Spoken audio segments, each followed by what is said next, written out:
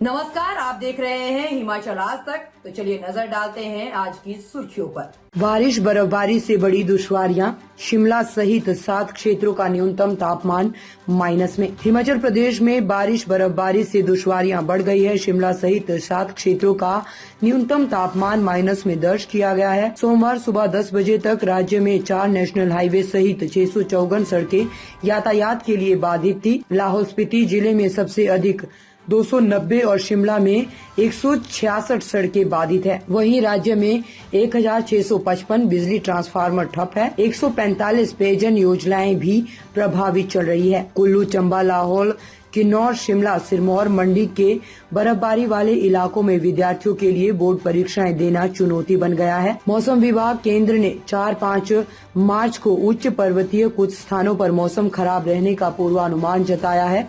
6 और 7 मार्च को राज्य के कई स्थानों पर फिर बारिश बर्फबारी की संभावना है। पश्चिमी विक्षोभ की सक्रियता से मौसम में बदलाव आने की संभावना है। 8 से 9 मार्च तक मौसम साफ रहने के आसार हैं। आज राजधानी शिमला व अन्य भागों में हल्की धूप खिलने के साथ बादल छाए हुए हैं। चंबा खजियार मार्ग पर दरकी पहाड़ी, चंबा खजियार मार्ग पर गजनुई के पास भूस्खलन के चलते यातायात के लिए बाधित हो गया है। पहाड़ी दरकने से सड़क पर टनों के हिसाब से गिरे मलबे और चट्टानों के चलते पैदल भी राहगीर की आवाजाही नहीं कर पा रहे हैं। इससे क्षेत्र की दर्जन भर पंचायतों का संपर्क जिला मुख्यालय से पूरी तरह से कट गया है। तो वही सूचना मिलने के बाद मौके पर पहुंची विभागीय टीमें मार्ग को बहाल करने के काम में जुट गई है।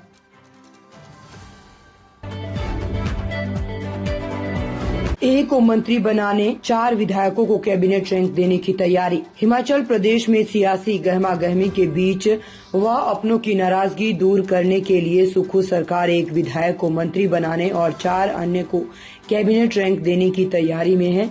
प्रदेश सरकार लोकसभा चुनाव के लिए आचार संहिता लगने से पहले ये फैसला ले सकती है। अभी प्रदेश मंत्रिमंडल में एक पद खाली चल रहा है। इसके अलावा मुख्य सचेतक, उप मुख्य सचेतक व खाद्य आपूर्ति निगम और हिमफेड के अध्यक्ष की तैनाती होनी है। राज्यसभा चुनाव से लेकर अब तक चल रहे सियासी भूचाल के बीच अभी हाल ही में मुख्यमंत्री सुखविंदर सिंह सुक्खू ने हॉली लॉज के करीबी रामपुर के विधायक नंदलाल को 7वें वित्त आयोग का अध्यक्ष और फतेहपुर के विधायक भवानी सिंह पठानिया को राज्य योजना बोर्ड का अध्यक्ष बनाकर कैबिनेट रैंक दिया है। इस तरह का दर्जा 4 अन्य विधायकों को भी देने की तैयारी है। इससे पहले सरकार बनने के कुछ समय बाद ही नगरोटा बगवां के विधायक रघुबीर सिंह बाली राज्य पर्यटन विकास बोर्ड का उपाध्यक्ष बनाकर कैबिनेट रैंक दिया गया था। भाजपा की अगली चाल का जवाब देने के लिए मुख्यमंत्री सुखविंदर सिंह सुक्खू अपनी सरकार के किले को इस तरह की सियासी रणनीति से मजबूत करने जा रहे हैं। राज्य सरकार ने ताजपोशी के लिए विधायकों की एक सूची भी तैयार कर ली है। कुल्लू के विधायक एवं मुख्य संसदीय सचिव सुंदर सिंह ठाकुर को मंत्री बनाने के लिए उनका नाम सबसे आगे है। मुख्यमंत्री सुखविंदर सिंह सुक्खू मंत्रिमंडल में रिक्त पड़े एक पद को भरने का कभी भी फैसला ले सकते हैं।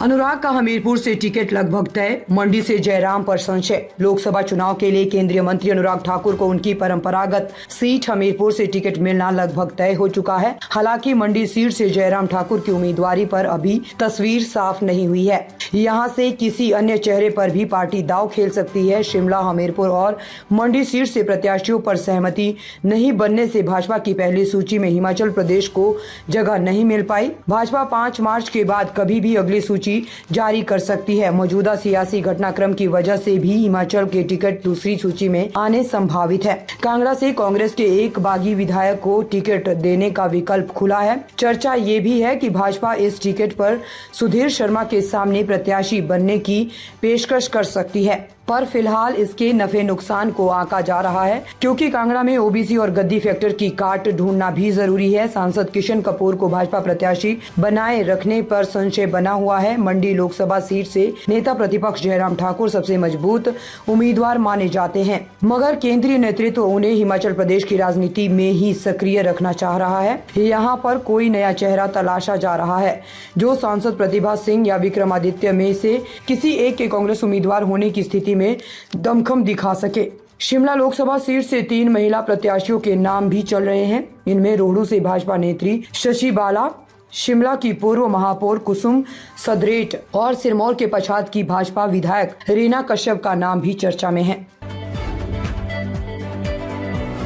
सीएम सुक्खू बोले, कोई भी विधायक नाराज नहीं है, सब संतुष्ट है। हिमाचल प्रदेश के मुख्यमंत्री सुखविंदर सिंह सुक्खू ने सोमवार को पत्रकारों के सवालों के जवाब पर कहा कि जो हाईकमान कहता है हम उसे मानते हैं, कोई भी नाराज नहीं है, सब संतुष्ट है। 6 बागी विधायकों का हिमाचल में प्रवेश का टूर प्रोग्राम जारी होगा। उधर राज्यसभा चुनाव में भाजपा प्रत्याशी हर्ष महाजन के पक्ष में क्रॉस वोटिंग करने वाले कांग्रेस के 6 बागी विधायकों का हिमाचल प्रदेश की सीमा में प्रवेश करते ही टूर प्रोग्राम जारी होगा। इस दौरान प्रत्येक बागी विधायक की सुरक्षा में सीआरपीएफ के एक हेड कांस्टेबल की अगुवाई में 4 कमांडो तैनात रहेंगे। बागी विधायकों को केंद्र की वाई श्रेणी की सुरक्षा मुहैया करवाने के लिए गृह मंत्रालय ने पत्र जारी कर दिया है। गृह मंत्रालय ने सीआरपीएफ और वहां से ये पत्र हिमाचल प्रदेश पुलिस महानिदेशक डीजीपी संजय कुंडू को आया है। डीजीपी ने बागी विधायकों के संबंधित जिलों के पुलिस अधीक्षकों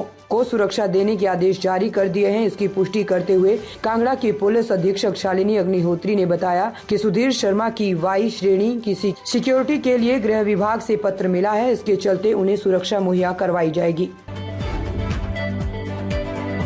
एशियाई राफ्टिंग चैंपियनशिप का आगाज, सीएम सुक्खू ने रेस से दिखाई हरी झंडी। हिमाचल प्रदेश की राजधानी शिमला की सुन्नी तहसील के पंदोआ में सतलुज नदी पर एशियाई राफ्टिंग चैंपियनशिप 2024 का आगाज हो गया है। मुख्यमंत्री सुखविंदर सिंह सुक्खू ने सोमवार को ऐतिहासिक रेस मैदान से चैंपियनशिप का शुभारंभ किया। उन्होंने हरी झंडी दिखाकर प्रतिभागियों को रवाना किया। उन्होंने कहा कि भारत में पहली बार इतने बड़े स्तर का राफ्टिंग का आयोजन किया जा रहा है। एशियाई राफ्टिंग चैंपियनशिप के आयोजन से प्रदेश में विशेषकर शिमला जिले में साहसिक खेलों को बढ़ावा मिलेगा। एशियाई राफ्टिंग चैंपियनशिप का आयोजन पंदोआ में सतलुज नदी पर 9 मार्च तक किया जा रहा है। इस चैंपियनशिप में भारत सहित 9 देशों के प्रतिभागी हिस्सा ले रहे हैं। पुरुष, महिला और मिक्स वर्ग में 21 टीमें down river race, RX spirit और स्लालम में अपनी प्रतिभा का प्रदर्शन करेगी।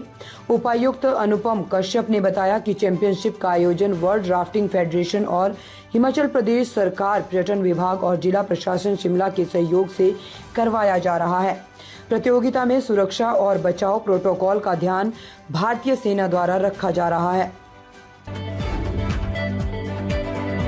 कांग्रेस के बागी विधायकों को केंद्र ने पहनाया कवच, सभी को वाई श्रेणी की सुरक्षा का फरमान जारी। राज्यसभा चुनाव में भाजपा प्रत्याशी हर्ष महाजन के पक्ष में क्रॉस वोटिंग करने वाले कांग्रेस के 6 बागी विधायकों का हिमाचल प्रदेश की सीमाओं में प्रवेश करते ही टूर प्रोग्राम जारी होगा। इस दौरान प्रत्येक बागी विधायक की सुरक्षा में सीआरपीएफ के एक हेड कांस्टेबल की अगुवाई में 4 कमांडो तैनात रहेंगे। बागी विधायकों को केंद्र की वाई श्रेणी की सुरक्षा मुहैया करवाने के लिए गृह मंत्रालय ने पत्र जारी कर दिया है। गृह मंत्रालय ने सीआरपीएफ और वहां से यहां पत्र हिमाचल प्रदेश पुलिस महानिदेशक डीजीपी संजय कुंडू को आया है। डीजीपी ने बागी विधायकों के संबंधित जिलों के पुलिस अधीक्षकों को सुरक्षा देने के आदेश जारी कर दिए हैं। तो वहीं इसकी पुष्टि करते हुए कांगड़ा की पुलिस अधीक्षक शालिनी अग्निहोत्री ने बताया कि सुधीर शर्मा की वाई श्रेणी की सिक्योरिटी के लिए गृह विभाग से पत्र मिला है और इसके चलते उन्हें सुरक्षा मुहैया करवाई जाएगी।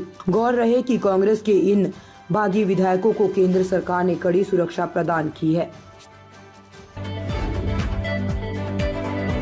शानन प्रोजेक्ट पर केंद्र ने बांधे हाथ, सीएम सुक्खू बोले, अब सुप्रीम कोर्ट में लड़ेंगे लड़ाई। मंडी जिला के जोगिंद्रनगर में स्थित 110 मेगावाट के शानन बिजली प्रोजेक्ट को लेकर हिमाचल और पंजाब के बीच में अब लीगल लड़ाई ही चलेगी। नया खुलासा ये हुआ है कि केंद्र सरकार ने इस केस में हिमाचल के हाथ भी बांध दिए हैं। रेस मैदान पर एक कार्यक्रम का शुभारंभ करने आए मुख्यमंत्री सुखविंदर सिंह सुक्खू ने कहा कि भारत सरकार से एक चिट्ठी आई है। इसमें कहा गया है कि शानन बिजली प्रोजेक्ट को लेकर हिमाचल अभी कोई सख्त कदम ना उठाए। इसी बिजली प्रोजेक्ट को लेकर 99 साल के लिए दी गई जमीन की लीज 2 मार्च 2024 को खत्म हो गई है। पंजाब सरकार इसके लिए सुप्रीम कोर्ट चली गई। मुख्यमंत्री ने कहा कि हम पंजाब सरकार से भी संवाद स्थापित करेंगे और सुप्रीम कोर्ट से भी राज्य सरकार अपनी बात रखेगी। यदि अन्य विकल्प बंद हुए तो लीगल लड़ाई ही इस बारे में लड़ी जाएगी। मुख्यमंत्री ने कहा कि 2 रोज पहले हुई कैबिनेट की बैठक में ये मामला डिस्कस किया गया था।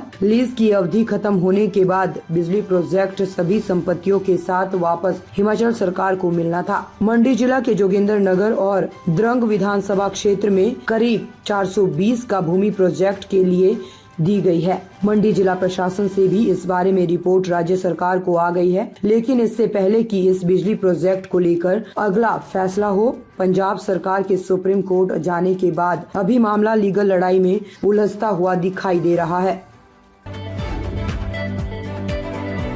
निगुलसरी में हादसा, सड़क बहाली में जुटी L&T मशीन पर गिरी चट्टान, ऑपरेटर की मौत। निगुलसरी जिला किन्नौर के निगुलसरी में बड़ा हादसा पेश आया है। यहां सड़क बहाली के काम में जुटी L&T पर ऊपर से पहाड़ी आकर गिर गई। इस हादसे में L&T ऑपरेटर की मौत हो गई। मृतक की पहचान मदन, जिसकी उम्र 27 साल है, पुत्र कृष्ण लाल निवासी कुल्लू के तौर पर हुई है। बता दें कि निगुलसरी में भारी बारिश के बाद पहाड़ी से भारी मात्रा में चट्टानें गिरने से सड़क मार्ग बंद हो गया था और सोमवार को मौसम साफ होते ही L&T मशीन के द्वारा बंद मार्ग की बहाली का काम किया जा रहा था और इस दौरान ऊपर पहाड़ी से भारी भरकम चट्टान L&T मशीन पर आ गिरी, तो वहीं इस हादसे में L&T ऑपरेटर की मौके पर ही मौत हो गई।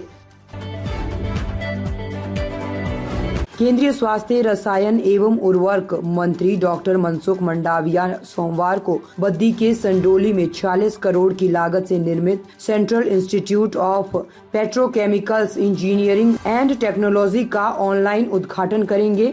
सीपेट के निदेशक एवं प्रमुख डॉक्टर यूपी सिंह ने बताया कि सीपेट बद्दी रसायन और पेट्रोकेमिकल्स विभाग, रसायन और उर्वरक मंत्रालय, भारत सरकार के प्रशासनिक नियंत्रण के तहत स्थापित एक प्रमुख संस्थान है। उन्होंने बताया कि भारत सरकार ने 2016 में हिमाचल प्रदेश के बद्दी में CIPET centre for skilling and technical support की स्थापना को मंजूरी दी थी। इसका शिलान्यास 27 अप्रैल 2016 को तत्कालीन केंद्रीय रसायन एवं उर्वरक मंत्री अनंत कुमार ने किया था। 46 करोड़ की लागत से इस संस्थान के केंद्र को राज्य सरकार के बीच समान रूप से साझा किया गया। यूपी सिंह ने बताया कि सीपेट बद्दी केंद्र के स्थायी परिसर के लिए बुनियादी ढांचे का निर्माण पूरा हो चुका है और इसका उद्घाटन केंद्रीय स्वास्थ्य मंत्री डॉक्टर मनसुख मंडाविया द्वारा ऑनलाइन मोड के माध्यम से किया जा रहा है। इस दौरान हिमाचल के मुख्यमंत्री सुखविंदर सिंह सुक्खू भी उपस्थित रहेंगे। भारी बर्फबारी और बारिश का असर प्रदेश में यातायात, बिजली और पेयजल पर पड़ा है। प्रदेश में दर्जनों इलाके अंधेरे में डूब गए हैं, जबकि लाहौल स्पीति समेत कई इलाकों का संपर्क कट गया है। प्रदेश में 652 सड़कें, 1749 ट्रांसफार्मर और 78 पेयजल योजनाएं बर्फ में दफन हो गई है। मौसम विभाग ने पहले ही संभावित क्षेत्रों में प्रशासन को अलर्ट जारी किया था। सड़क, बिजली और पानी के ठप होने की संभावनाओं को देखते हुए तैयारियां करने का आह्वान भी किया गया था। सबसे ज्यादा 290 सड़कें लाहौल स्पीति में ठप है, जबकि नाहन में 471 ट्रांसफार्मर बंद हो गए हैं। यहाँ भारी बारिश का असर देखने को मिल रहा है। शिमला में पेयजल योजनाओं पर बर्फबारी का असर देखने को मिल रहा है। 69 पेयजल योजनाएं बाधित हुई है। 652 सड़कें और 5 नेशनल हाईवे ठप हैं।